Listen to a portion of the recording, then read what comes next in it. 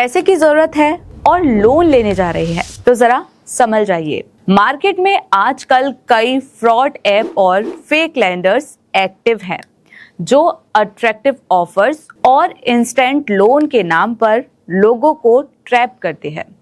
सबसे बड़ी दिक्कत ये होती है कि ये समझना काफी मुश्किल हो जाता है कि जेन्युइन और फ्रॉड कौन है।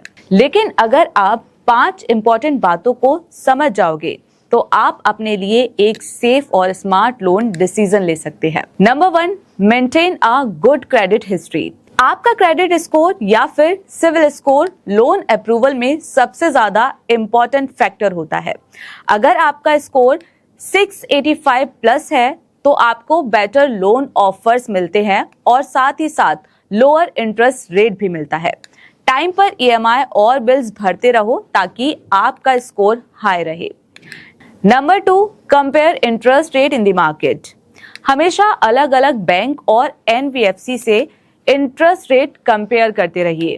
थोड़ा रिसर्च करने पर आपको पता चलेगा कि कौन सी इंटरेस्ट रेट आपके लिए बेस्ट है। Number 3, assess all cost. सिर्फ इंटरेस्ट रेट देखकर डिसीजन मत लो। प्रोसेसिंग फीस, पेमेंट चार्जेस और लेट पेमेंट पेनल्टी जैसे हिडन कॉस्ट को भी समझना उतना ही जरूरी है।